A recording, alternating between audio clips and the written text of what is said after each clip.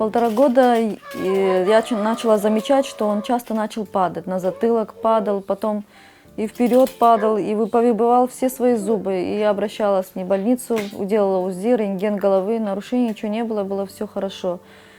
И потом резко начала замечать, что он все еле-еле ножку как за собой тянет, и все хуже и хуже. Начала прогрессироваться, мышцы начали слабеть. А потом в 1,7 года начала замечать, что он вообще перестал ноги сгибать, коленки, вот поднимая, как раньше поднимался по ступенькам. Так вообще не поднимал даже ногу.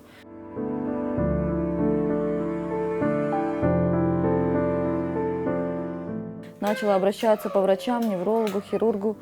Ну, они сказали, что ну вот слабость мышц просто, миопатия, во-первых, может быть какая-то.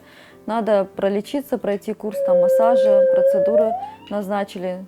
Походили, но улучшений никаких не было, даже после процедур. Мы уже легли потом в Симферополе в городскую больницу на Титова.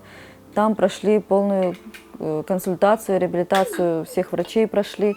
Все хорошо, интеллект развит, все нормально, МРТ головы сделали, патологии не выявлено, сказали. Мы потом приехали в Ялту, и тут же мы попались к врачам Санкт-Петербурга.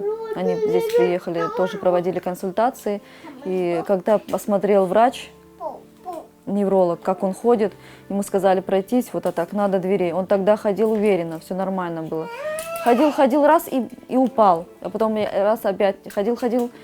И врач такой посмотрел, врач молодой, а опытный очень был, сразу сказал, это, говорит, очень серьезное заболевание, вам нужно срочно к нам в Санкт-Петербург, надо лечь, говорит, на реабилитацию, и тогда мы можем поставить диагноз достоверный.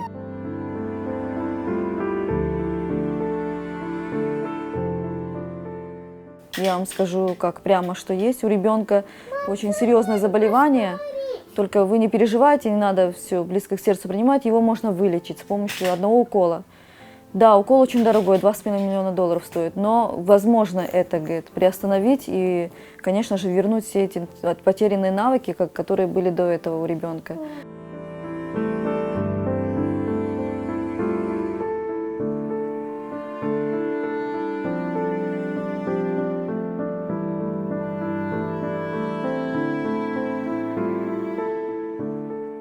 У ребенка очень мало времени тем, что он сейчас пока если ходит, вы радуетесь, да, он ходит своими ножками, но в какой-то момент просто он перестанет ходить, он будет лежачим. Это заболевание очень прогрессирует, говорит. Все начинается с ног, у него начинают слабеть ножки, потом ручки, потом дыхательные, все, он начинает уже меньше кислорода не будет хватать ребенку, вы подключите Нивел.